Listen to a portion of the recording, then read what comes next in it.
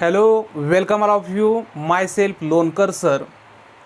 आणि आपण यूट्यूबवरती इयत्ता 11वीचा तिसरा chapter motion in a plane हा चॅप्टर स्टार्ट करत आहोत. आता हा चॅप्टर स्टार्ट करायच्या अगोदर हे जे आपले चॅप्टरचं नाव आहे मोशन इन ए प्लेन, त्याच्यामध्ये मी दोन वर्डला अंडरलाईन करतोय. एक वर्ड आहे मोशन आणि दुसरा वर्ड आहे प्लेन. तर आपण हिथून सुरुवात करणार आहोत. What is mean by motion. Okay, what is mean by motion.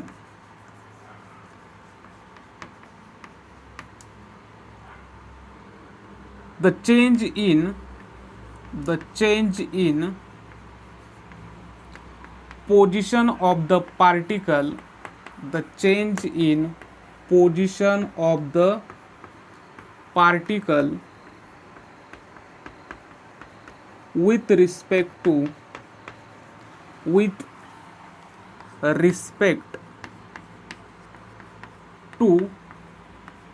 time is called motion. पहा, आपण मोशन कोणाला म्हणणार आहे? The change in position of the particle with respect to time. तुम्ही पार्टिकल म्हणू शकता, तुम्ही ऑब्जेक्ट म्हणू शकता, तुम्ही बॉडी म्हणू शकता. कशाचीही position with respect to time जर चेंज होत असेल तर त्याला आपण म्हणणार आहे मोशन. म्हणजे फॉर एक्झाम्पल आपण असं करूया, एक आपण ग्राउंड लेवल कन्सिडर करूया, surface of the ground consider करूया. आणि त्या सरफेस ऑफ द ग्राउंडवरती ह्या ठिकाणी एक झाड आहे. ओके, कन्सिडर करूया दिस इज ए ट्री. आणि त्याच्यानंतर त्याच्या शेजारी एक दगड आहे. ओके, आता सपोज आपण हा ऑब्जेक्ट ए म्हटलं आणि हा ऑब्जेक्ट बी म्हटलं. ठीक आहे, आणि आपण टाइम स्टार्ट केला. आपण म्हणजे कोण? ऑब्झर्वर. आपण ऑब्झर्व करतो ह्या दोन गोष्टी. तर मी ऑब्झर्व केलं की पहिला सेकंद झाला ट्री आणि हा जो स्टोन आहे, दगड आहे, तो त्याच ठिकाणी. दुसरा second same position, 1 minute same position, 1 hour same position, 1 day same position, 1 year same position. म्हणजे विथ रिस्पेक्ट टू टाइम ह्या दोघांचीही पोझिशन चेंज होत नाही. म्हणून ह्या दोन्ही बॉडी, दोन्ही ऑब्जेक्ट हे रेस्टला आहेत. रेस्ट, त्याला आपण म्हणणार आहे रेस्ट म्हणजे जागेवरती. ओके, आपल्याला पाहिजे काय आहे? मोशन. आता सपोज फॉर एक्झाम्पल आपण कन्सिडर करूया की ह्या बीच्या ऐवजी हा जो स्टोन होता, ह्या स्टोनच्या ऐवजी सपोज आपण एक पर्सन कन्सिडर करूया. ह्या ठिकाणी एक पर्सन आहे. ओके, हा आहे बी. आता सपोज टाइम झाला 1 सेकंद. ए आणि बीची पोझिशन सेम आहे. त्याच्यानंतर टाइम झाला 2 सेकंद. हा जो पर्सन आहे तो ह्या ठिकाणी आला. ओके, त्याच्यानंतर टाइम झाला सपोज 1 मिनिट. पर्सननं पोझिशन चेंज केली, तो ह्या ठिकाणी आला. त्याच्यानंतर टाइम झाला 1 आवर. तो पर्सन असा फिरून हिथं आला. ओके, त्याच्यानंतर 1 डेमध्ये तो काय होणार आहे? सारखा एअर झऱ्या घालणार आहे, बरोबर आहे, हेलपाटे मारणार आहे. म्हणजे तो काय असणार आहे? विथ रिस्पेक्ट टू टाइम त्याची पोझिशन काय करतोय? चेंज करतोय. म्हणून आपण म्हणणार हा जो बी ऑब्जेक्ट आहे, बी बॉडी आहे, हा जो पर्सन आहे तो काय करतोय? मोशनमध्ये आहे. कारण त्याची with respect to time position change होते. परंतु ह्याची पोझिशन चेंज होत असली तरी ह्या ट्रीची पोझिशन चेंज होत नव्हती. विथ रिस्पेक्ट टू टाइम ह्याची पोझिशन तिथंच होती. म्हणून हा असणारे रेस्टला. आणि ही जी बॉडी आहे, हा जो ऑब्झर्वर आहे, तो असणारे मोशनला. ओके, आता मोशन आपल्याला डिफाईन करण्यासाठी किंवा मोशन आहे का नाही हे आयडेंटिफाय करण्यासाठी आपल्याला रेफरन्स पॉईंट घ्यावा लागतो. आत्ता आपण ऑब्झर्व करत होतो, म्हणजे आत्ता सध्या आपण ऑब्झर्वर होतो. सपोज आपण काय करूया की रेफरन्स पॉईंट घेऊया ट्री.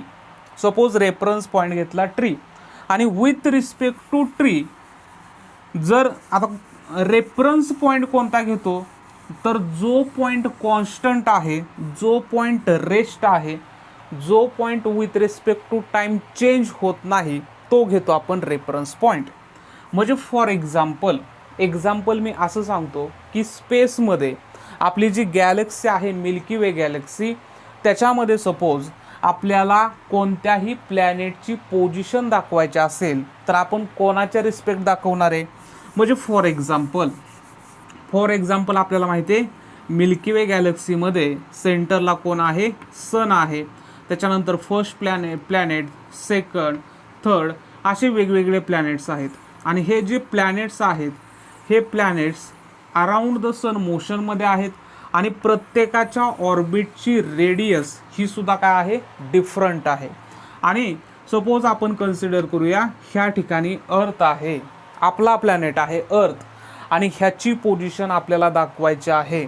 मग ह्याची पोझिशन आपण हा पहिला नंबरचा प्लॅनेट, दुसरा, तिसरा, तर दुसऱ्या नंबरच्या प्लॅनेटच्या रिस्पेक्ट नाही सांगणार, कारण ह्या दोघांचं स्पीड हे डिफरंट आहे, ह्या तिघांचं स्पीड डिफरंट आहे, कारण रेडियस डिफरंट आहे. मग ह्यांच्यामध्ये कॉन्स्टंट कोण आहे, तर ह्यांच्यामध्ये आहे सन, म्हणून सनला आपण घेणार आहे रेफरन्स पॉईंट. आणि मग हा झाला रेफरन्स पॉईंट, आणि ह्याच्या रिस्पेक्ट जे आपण फ्रेम घेणार आहे त्याला आपण म्हणतो रेफरन्स फ्रेम.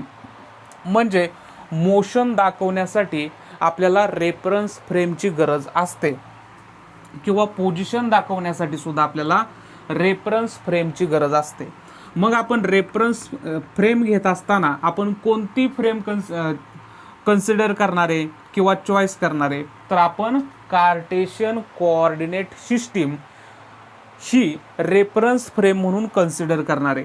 कार्टेशियन कोऑर्डिनेट सिस्टीममध्ये एक्स ॲक्सिस, वाय ॲक्सिस आणि झेड ॲक्सिस असे आपण 3 ॲक्सिस घेतो, आणि तिन्ही ॲक्सिस हे एकमेकांना परपेंडिक्युलर असतात. ओके. आणि ओरिजिनला कोण घेतला आपण, ओरिजिनला घेतला सन. म्हणजे जो पॉईंट रेस्टला आहे तो रेफरन्स फ्रेमच्या काय घ्यायचा, ओरिजिन, आणि ह्याच्या रिस्पेक्ट आपल्याला अर्थची पोझिशन दाखवायची, तर आपण ह्याच्या ओरिजिनपासून अर्थपर्यंत एक वेक्टर ड्रॉ केला, त्या वेक्टरला आपण म्हणतो पोझिशन वेक्टर. ओके. आणि विथ रिस्पेक्ट टू टाईम जर ह्या अर्थची पोझिशन, पहिल्यांदा अर्थ इथं आहे, सपोज आपण म्हणूया ए डॅश, त्याच्यानंतर इथं आली बी डॅश, त्याच्यानंतर ह्या ठिकाणी आली सी डॅश, परत ह्या ठिकाणी आली डी डॅश. म्हणजे with respect to time position काय होती, चेंज होते. आणि मग with respect to time position change झाली तर त्याला आपण म्हणणार आहे मोशन, आणि with respect to position change नाही झाली तर त्याला आपण म्हणणार आहे रेस्ट. ओके. आता ही जी मोशन आहे ही मोशन रिलेटिव्ह आहे. मोशन ही डिपेंड असणारे आपण कोणाबरोबर त्याचं कन्सिडरेशन करतोय. ओके. म्हणजे फॉर एक्झाम्पल आपण एकदम सिंपल आणि साधं घेऊया की एक पर्सन आहे आणि तो पर्सन रोडच्या कडेला उभा आहे, आणि त्या रोडवरून एक बस चाललेली आहे, आणि त्या बसमध्ये 2 पर्सन आहेत, त्या बसमध्ये 2 पर्सन आहेत. ओके. हा जो पर्सन आहे तो ए, हा पर्सन आहे तो बी, आणि हा पर्सन आहे तो सी. ओके. आणि हा सी जो आहे तो आहे ऑब्झर्वर, सी आहे ऑब्झर्वर, आणि तो सध्या रेस्टला आहे असं आपण म्हणूया, तो सध्या काय आहे, रेस्टला आहे असं आपण म्हणूया.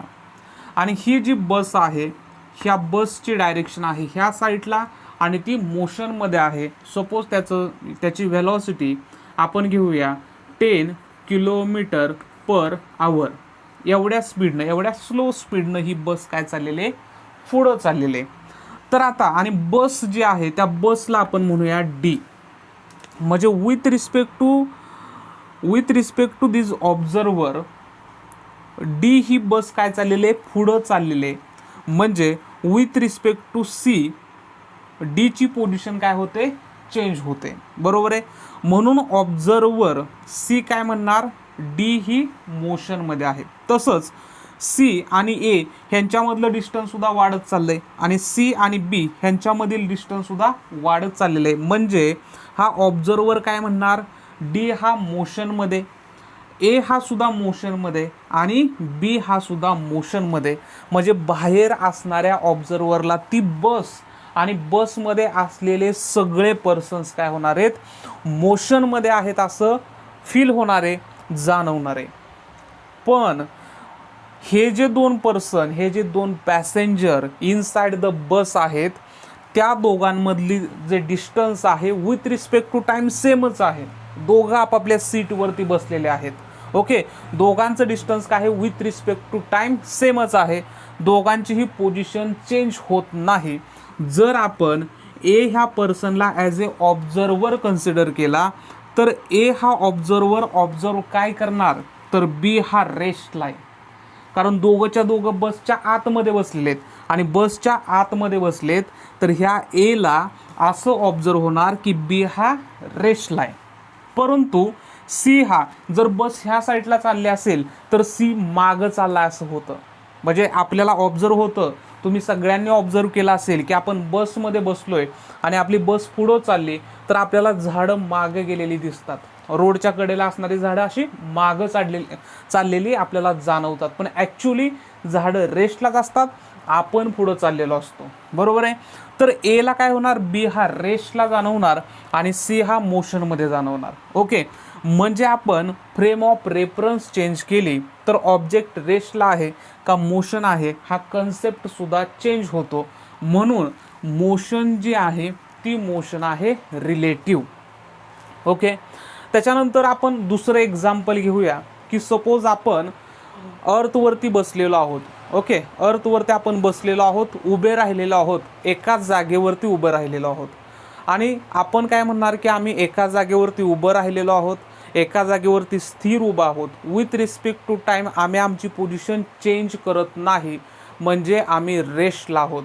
आमचं जे घर आहे, आमची जी शाळा आहे, आमचं जे कॉलेज आहे, सगळं आमचं गाव आहे, हे सगळं काय आहेत, रेस्टला आहेत. ओके, असं आपल्याला फील होणार. पण ॲक्च्युली तसं नाही. अर्थ काय होते, अर्थ रोटेट होते आणि अर्थ रोटेट झाली की आपली पोझिशन पण बदलते, आपल्या घराची पोझिशन पण बदलते, आपल्या गावाची पोझिशन बदलते. म्हणजे सगळे मोशनमध्ये आहेत. पण ते ऑब्झर्व करायला ऑब्झर्वर हा अर्थच्या बाहेर उभा असला पाहिजे. बरोबर आहे. ह्या अर्थच्या बाहेर म्हणजे अर्थवरती नसलेला ऑब्झर्वर काय करणार, ऑब्झर्वर म्हणणार अर्थवरती सगळे काय आहेत, मोशनमध्ये. पण आपण कुठं आहे, अर्थवरती आहोत. आपण अर्थवरती आहोत तर आपल्याला फील होणार आपण रेस्टला आहे. ओके, म्हणून मोशन ही काय आहे, motion is always relative to the observer. म्हणजे एक पॉईंट लक्षात घेण्यासारखं आहे, मोशन इज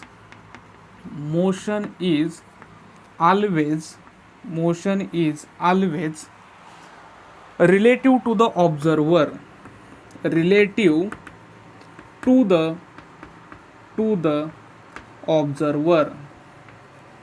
मोशन ही नेहमी रिलेटिव्ह असणार आहे.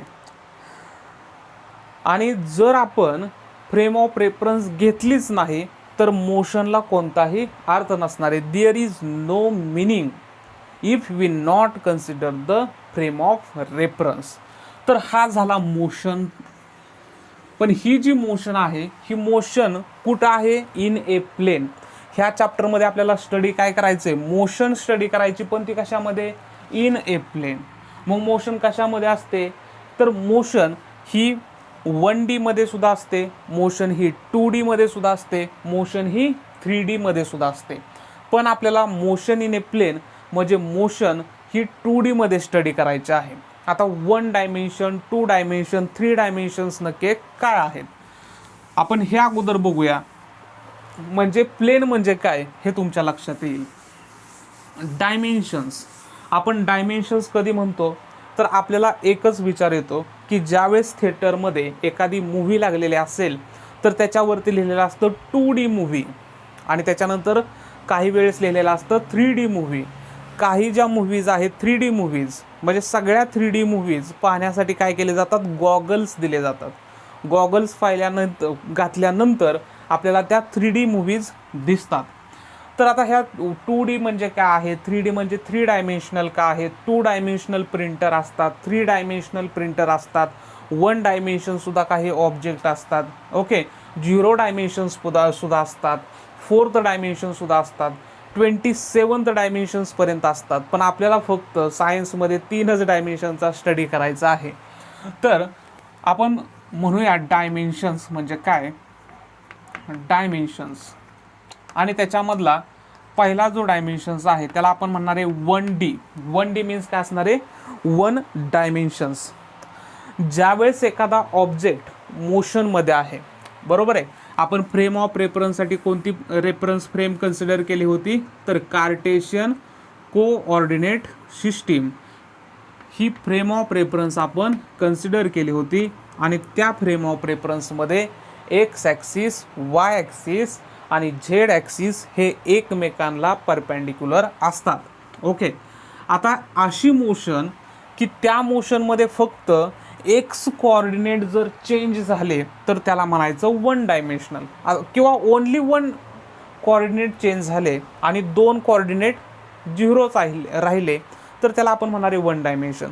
सपोज आपण कन्सिडर करूया की हा आहे ओरिजिन O, त्याच्यानंतर हा आहे 1, 2 आणि 3, वरती पण असणारे 1, 2 आणि 3, इथं असणारे 1, 2 आणि 3. आपण जर ह्या साईडला गेलो तर आपण इथं येणार आहे निगेटिव्ह एक्स ॲक्सिसला, जर खाली आपण आलो तर येणार आहे निगेटिव्ह वाय ॲक्सिसला, आणि जर आपण पलीकडे गेलो तर आपण जाणार आहे निगेटिव्ह झेड ॲक्सिसला. ओके, असं आपण घेऊ शकतो. तर पलीकडं -1, -2, आता हा झेडचा विचार करायला नको, आपण काय करूया, पलीकडच्या साईडची लाईन आहे म्हणून डॉट डॉट करूया. ह्या साईडला घेऊया आपण -1, -2, -3, खाली येतील वाय ॲक्सिसला -1, -2, -3. आता सपोज एखादा ऑब्जेक्ट आहे, तो ऑब्जेक्ट 0 पासून 2 पाशी आला. ओके, तर हिथं ह्याचे कोऑर्डिनेट्स काय सांगचाल तुम्ही, तर एक्स कोऑर्डिनेट किती आहे 2, वाय कोऑर्डिनेट्स किती आहे 0, आणि झेड कोऑर्डिनेट सुद्धा किती आहे 0च आहे. ओके, म्हणून जर ऑब्जेक्ट ए हा O पासून हिथपर्यंत गेला, म्हणजे ए ह्या पोझिशनला असलेला पार्टिकल जर O पासून हिथपर्यंत गेला तर त्याचे कोणते कोणते कोऑर्डिनेट चेंज झाले, तर हिथून आला हिथं एक्स कोऑर्डिनेट 1 चेंज झाला, वाय राहिला 0, झेड राहिला 0, परत हा पार्टिकल हिथं आला तर एक्स कोऑर्डिनेट अजून चेंज झाला, तो 1चा झाला 2, वाय कोऑर्डिनेट राहिला 0च आणि झेड कोऑर्डिनेट सुद्धा राहिला 0च. म्हणजे ही जी मोशन झाली ह्या मोशनला आपण म्हणणार आहे 1 डायमेन्शनल मोशन. ओके, त्याला आपण म्हणणार आहे 1 डायमेन्शनल मोशन. तर आपण डेफिनेशन लिहूया, what is mean by 1 dimensional motion. If only one coordinate, if only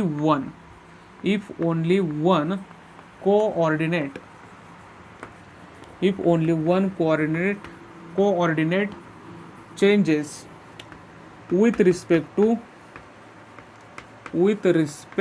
कोणाच्या respect, with respect to time, then motion of object body particle is in 1D. तर ती मोशन कशा असणार आहे 1 डायमेन्शनलमध्ये. आणि मग एक्झाम्पल 1 डायमेन्शनल मोशन कोणाचे असतात, तर एव्हरी स्ट्रेट लाईन मोशन किंवा रेक्टिलिनियर मोशन 1 डायमेन्शनल असते. एक्झाम्पल रेक्टिलिनियर मोशन, किंवा त्यालाच आपण काय म्हणतो, or motion along straight line, motion along straight line. आता इथं ओनली 1 कोऑर्डिनेट म्हटलेले, ओनली 1, 3 कोऑर्डिनेट आहेत. एकतर एक्स चेंज होत राहील विथ रिस्पेक्ट टू टाइम, किंवा एकतर वाय चेंज होईल, किंवा एकतर झेड. प्रत्येक वेळेस एक्सच होणार नाही. सपोज आपण म्हणूया की एखादी मुंगी भिंतीवरून सरळ चालत चाललेली आहे वरती, तर त्याचे कोणते कोऑर्डिनेट चेंज होत आहेत, वाय कोऑर्डिनेट चेंज होत आहेत. म्हणजे त्याची मोशन कशी आहे, त्या मुंगीची मोशन कशी आहे 1 डायमेन्शन आहे. तीच जर ह्या डायरेक्शनला चालले असेल तर त्याचे कोणते कोऑर्डिनेट्स फक्त चेंज होणार आहेत, एक्सचेंज, कारण ती फक्त एकाच डायरेक्शनला चालली, ती वाय डायरेक्शनला सुद्धा चाललेली नाही आणि अशी झेड डायरेक्शनला सुद्धा चाललेली नाही, किंवा ती चालत चालत अशी झेड डायरेक्शनला येऊ शकते.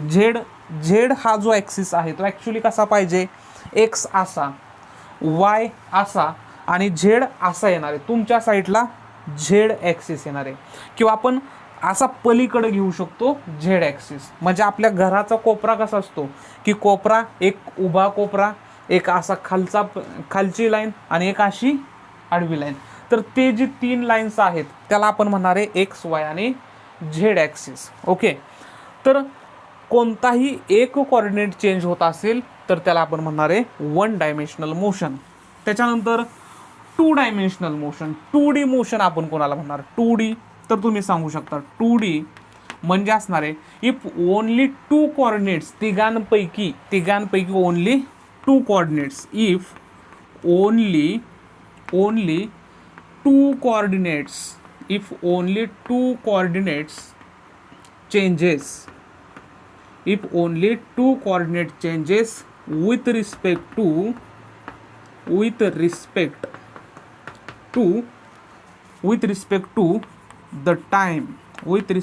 the time, then motion of body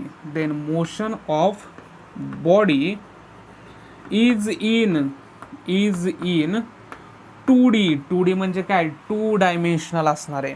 okay, आणि मग ज्या मोशन 2D मध्ये आहेत त्यालाच आपण म्हणणार मोशन इन ए प्लेन. मग जर आपण कार्टेशियन कोऑर्डिनेट सिस्टीम घेतली तर 3 प्लेन असणार आहेत आणि त्या प्लेनची नावं कोणती असणार आहेत ते आपण पाहूया. आता ते प्लेन काढण्यासाठी मी ह्या ठिकाणी एक क्यूबची डायग्राम ड्रॉ करतो. ठीक आहे, आपल्याला आयडेंटिफाय करायचे की प्लेनचं नाव आपण कसं देणार. ओके, एरोप्लेन नाही, प्लेन आपण म्हणतोय. ओके, ह्या ठिकाणी घेऊया एक्स ॲक्सिस, एक घेऊया वाय ॲक्सिस आणि एक घेऊया झेड ॲक्सिस. हा घेतला आपण एक्स, त्याच्यानंतर हा घेतला वाय आणि त्याच्यानंतर हा घेतला झेड. झेड ॲक्च्युली असा आहे, झेड असा आहे, एक्स वाय झेड, पण मला असा दाखवता येणार नाही ना, म्हणून मी असा तिरका घेतलेला आहे. हे तिघं एकमेकांना कसे आहेत, परपेंडिक्युलर आहेत. आता इथं मी एक क्यूब ड्रॉ करतो. ओके, क्यूब ड्रॉ करतो.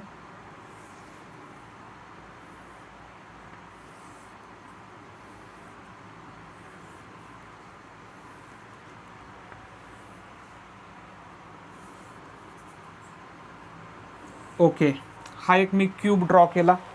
ह्या क्यूबला हा जो सेंटर आहे ह्याला आपण म्हणणार आहे ओ, ओरिजिन. त्याच्यानंतर हा घेऊया ए बी सी आणि डी म्हणूया आपण, ए बी सी डी. इथं घेऊया ई एफ जी आणि एच. ओके, तर आता मी काय करतोय, एक प्लेन जो आहे त्या एक प्लेनचा जो एरिया आहे त्याच्यावरती मी लाईन ड्रॉ करतोय. मग हा जो शेडेड एरिया आहे तो कोणता प्लेन आहे, तर हा प्लेन एक्सप्लेन करण्यासाठी मला 2 ॲक्सिसची गरज आहे. एक आपण असा करू शकतो, एक असा, हा कोणता असणार आहे, वाय ॲक्सिस, आणि एक आहे असा. ओके, म्हणजे ही लाईन अशी गेली म्हणजे कुठे गेली, अलॉंग द एक्स ॲक्सिस गेली, आणि ही लाईन अशी वरती गेली तर ही कुठे गेली, along the Y axis.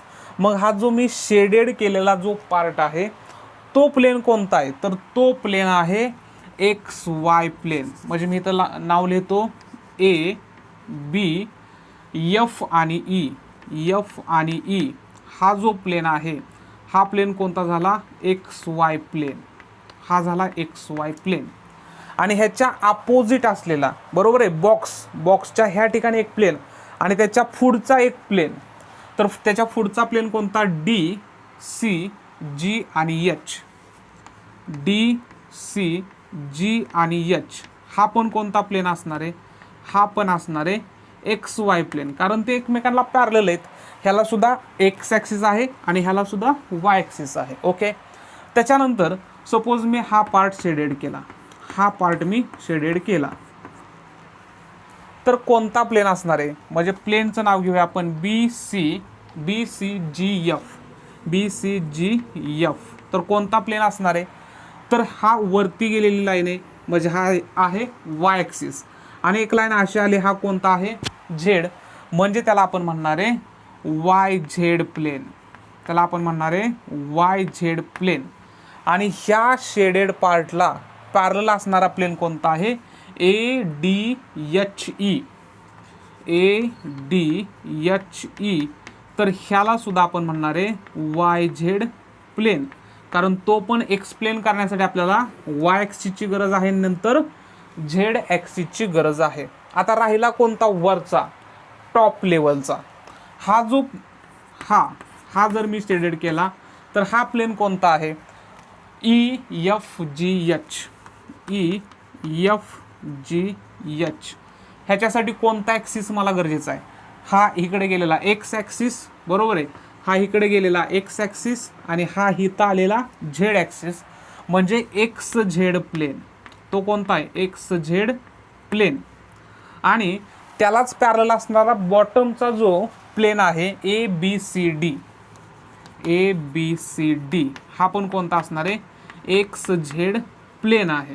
Okay, म्हणजे प्लेन तुम्हाला समजलं का, की प्लेन एक्सप्लेन करण्यासाठी आपल्याला दोन ॲक्सिसची गरज आहे, एक तर XY किंवा एक तर YZ किंवा एक तर XZ किंवा ZX ॲक्सिसची गरज आहे. तर कोणत्याही प्लेनमध्ये मोशन होत असेल, म्हणजे प्लेनमध्ये होणारे मोशन ऑलवेज 2 डायमेन्शन असते, आणि त्यालाच आपण म्हणणार आहे मोशन इन ए प्लेन. म्हणजे फॉर एक्झाम्पल आता कन्सिडर असं करूया की हा जो बोर्ड आहे, त्यासाठी हा बोर्ड म्हणजे हा एक प्लेन आहे, बोर्ड मीन्स हा एक प्लेन आहे, आणि हा प्लेन एक्सप्लेन करण्यासाठी मला कोणत्या ॲक्सिसची गरज आहे, तर एक्स ॲक्सिसची गरज आहे, आणि नंतर वाय ॲक्सिसची गरज आहे. म्हणजे हा प्लेन कोणता आहे, बोर्ड म्हणजे एक प्लेन आहे, तर हा बोर्ड म्हणजे प्लेन आहे XY प्लेन. त्याला जर मी असा बोर्ड जोडला तर तो होणार आहे ZY प्लेन, आणि जर मी खाली असा बोर्ड जोडला तर तो होणार आहे ZX प्लेन. मग मी हे बोर्डवरती मोशन मी घेतली, की ऑब्जेक्ट ए आहे, आणि इथून एखादा पार्टिकल असा चालत इथपर्यंत पोचला, ए पासून पोचला बी पर्यंत. तर त्याची मोशन 1 डायमेन्शनल झाली का 2 डायमेन्शनल झाली, तर तो एक्सच्या डायरेक्शनला पण चालतोय, तो वायच्या डायरेक्शनला पण चालतोय.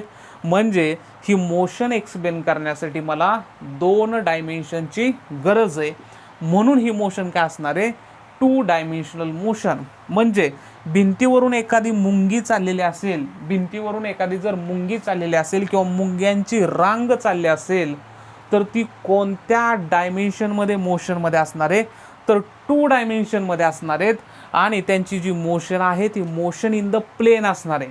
ओके, त्याच्यानंतर तिसरा पार्ट आहे 3D, त्याला आपण म्हणतो 3 डायमेन्शनल. आता 3 डायमेन्शनमध्ये काय असणार आहे, if 3 coordinates changes with respect to the time. Okay, मी लिहितो त्याची पण डेफिनेशन. 3D. आता 2Dचं एक्झाम्पल काय देता येईल आपल्याला, 2Dचं एक्झाम्पल काय देता येईल, तर जी सर्क्युलर मोशन आहे, सर्क्युलर मोशन बघा, examples of the 2 dimensional motion. 1 डायमेन्शनलचं काय दिलं आपण, की स्ट्रेट लाईनमध्ये ज्या मोशन होतात त्या असतात 1 डायमेन्शनल मोशन, ज्या प्लेनमध्ये असतात त्याला आपण म्हणतो 2 डायमेन्शन. तर सर्क्युलर मोशन, पार्टिकल असा मोशनमध्ये आहे. ओके, तर म्हणजे तो एकदा एक्स ॲक्सिसला जातोय, एकदा तो वाय ॲक्सिसला जातोय, परत तो निगेटिव्ह एक्सला जातोय, परत तो निगेटिव्ह वायला जातोय. ह्याचा झेड कोऑर्डिनेट चेंज होतोय का, ह्याचा झेड कोऑर्डिनेट चेंज होत नाही. म्हणजे ही मोशन कशी असणार आहे, ही मोशन म्हणजे कसली मोशन आहे, सर्क्युलर मोशन. ही कशामध्ये आहे, तर आहे 2 डायमेन्शनमध्ये. ओके, मोशन का, तर with respect to time position change होते, आणि चेंज होताना फक्त एक्स आणि वाय कोऑर्डिनेट चेंज होतोय, म्हणून त्याला म्हणूया आपण 2 डायमेन्शनल. आणि नंतर आहे 3D मोशन. 3D मोशन कोणाला म्हणणार, 3D मोशन. इफ if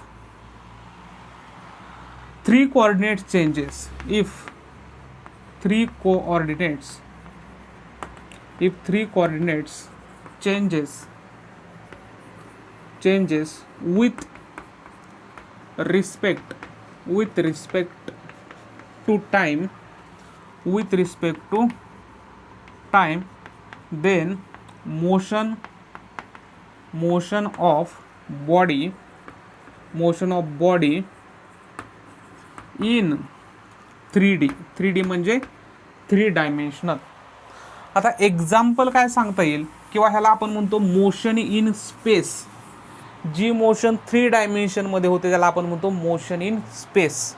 म्हणजे एखादं फुलपाखरू उडते, ओके, फुलपाखरू फ्लाय होतंय, तर ते फुलपाखरू एकदा एक्स ॲक्सिसला, वाय ॲक्सिसला, झेड ॲक्सिसला, कोणत्याही डायरेक्शनला जातं ना, मग त्याची जी मोशन आहे ती मोशन झाली मोशन इन स्पेस, आणि त्यालाच आपण म्हणणार आहे 3D मोशन. आता ऑब्जेक्ट पण आहेत.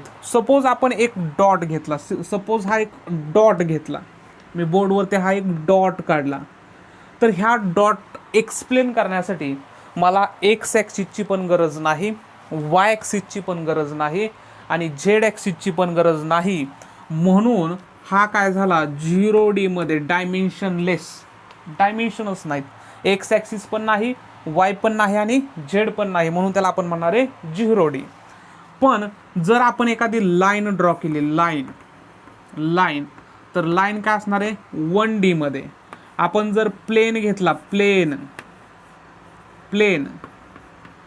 प्लेन हा कशात असणार आहे 2D. प्लेन म्हणजे काय, आपल्या वहीचं पान, आपल्या बुकचं प्लान, टेक्स्ट बुकचं पान घेतलं तर तो काय झाला प्लेन, एक सिंगल पान. जर तुम्ही अख्खं टेक्स्ट बुक घेतलं, अख्खी वही घेतली, तर ती 3D मध्ये गेली, बरं का, ती गेली 3D मध्ये. जर आपण क्यूब घेतला, तर क्यूब काय झाला 3D झाला, कारण हा क्यूब एक्सप्लेन करण्यासाठी मला एक्स ॲक्सिसची गरज आहे, वाय ॲक्सिसची गरज आहे, झेडचे, म्हणजे क्यूबला लांबी आहे, रुंदी आहे आणि उंची पण आहे. ओके, उलटं झालं, लांबी, उंची आणि रुंदी पण आहे, म्हणून त्याला आपण काय म्हणणार आहे 3 डायमेन्शन. प्लेनला काय आहे, फक्त रुंदी आणि उंचीच आहे, लांबी नाही. ओके, म्हणून हा 2D. आपली जी बॉडी आहे, मी जो आहे तो मी 3D मध्ये. का 3D मध्ये आहे, तर मला उंची पण आहे, मला रुंदी पण आहे आणि मला जाडी पण आहे. ओके, म्हणून मी आहे 3D मध्ये. मग आपण सिंपल जे टी व्हीवरती काही मूवीज पाहत असेल, काही व्हिडिओज पाहत असेल, इमेज पाहत असेल, कम्प्युटरच्या स्क्रीनवरती आपण इमेज पाहतोय, तर ती इमेज असेल, तो व्हिडिओ असेल, तर तो असणार आहे 2 डायमेन्शनमध्ये. एखाद्या पेंटरनं छान चित्र काढलेलं आहे, तर ते चित्र काय असणार आहे 2 डायमेन्शनमध्ये, कारण ते काय असं असणार आहे प्लेनमध्ये असणार आहे, बरोबर आहे. पण एखाद्या मूर्तिकारानं मूर्ती बनवलेली आहे, तर ते काय असणार आहे 3 डायमेन्शनमध्ये. म्हणजे आपण सगळे आपल्या आजूबाजूला जे सगळे ऑब्जेक्ट दिसत आहेत, आपलं घर आहे, आपली शाळा आहे, ती 3D मध्ये. ओके, आणि मग 2D मूव्ही आणि 3D मूव्हीमध्ये काय फरक आहे, तर 2D मूव्ही ही प्लेन आहे, आपल्याला फक्त 2च ॲक्सिसचा भास होतो, एक्स आणि वाय, सपाट सगळे दिसतात ना. पण 3D मध्ये काय होतं, तर 3D मध्ये आपल्याला ॲक्च्युअल पुढं जसं आपण एखाद्या पर्सनला पाहतो, तसं आपण समोरासमोर पाहतो, काय असं आपल्याला 3 डायमेन्शनमध्ये भास होतो. म्हणून त्याला आपण काय म्हणतोय, तर 3 डायमेन्शनल मोशन. ओके, म्हणजे तुम्हाला मोशन पण समजलं आणि प्लेन पण समजलं. आता ह्या चॅप्टरमध्ये आपण, जरी ह्या चॅप्टरचं नाव असेल मोशन इन ए प्लेन, तरी थोडासा सुरुवातीचा काही पार्ट आपल्याला motion in a straight line study करायचा आहे, त्याचे बेसिक कन्सेप्ट स्टडी करायचे आहेत. आणि ते बेसिक कन्सेप्ट स्टडी केल्यानंतरचा जो पार्ट येतोय तो येतोय मोशन इन ए प्लेन.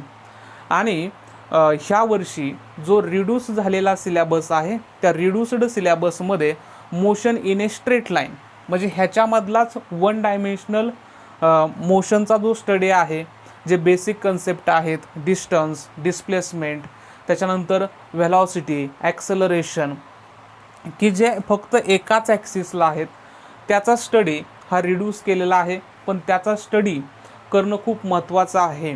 तर मी फक्त एक्सप्लेन करणार आहे. त्याच्या नोट्स तुम्हाला काढायच्या असतील तर तुम्ही नोट्स काढू शकता, पण ॲक्च्युली तो पार्ट रिड्यूस झालेला आहे.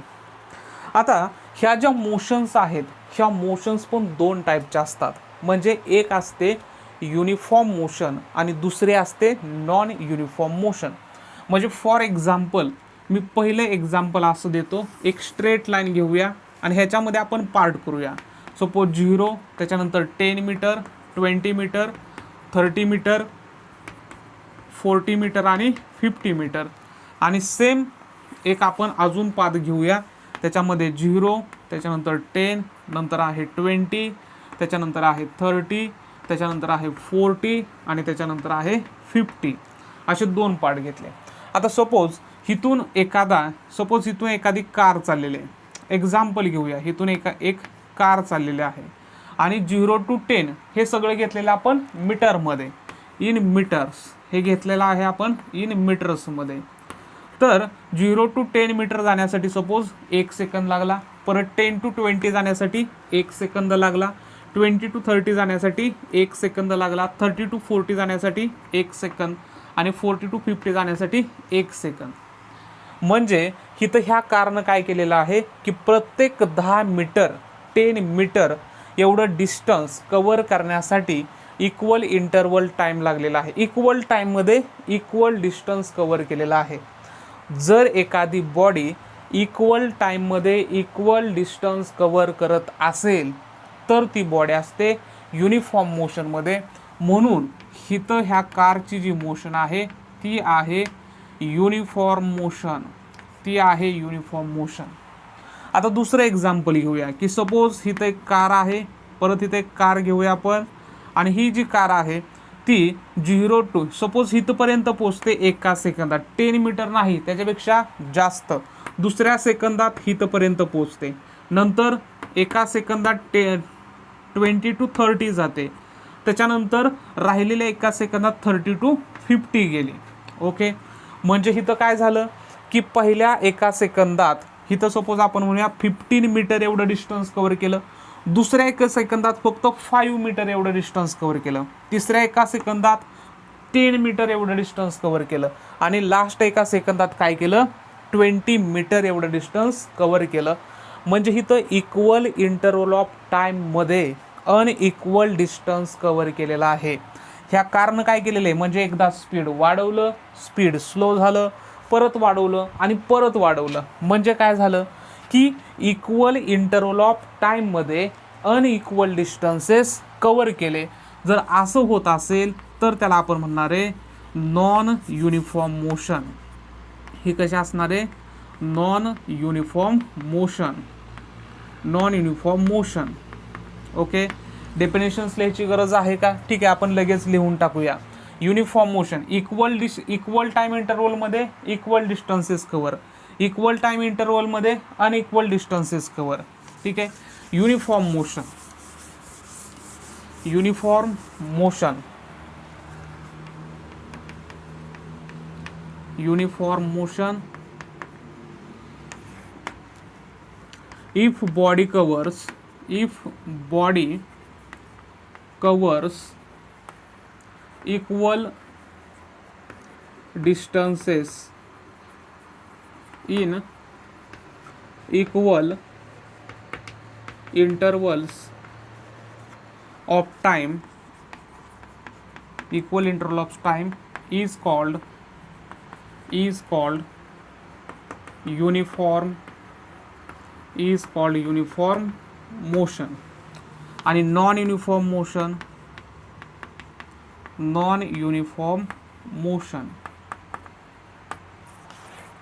if body covers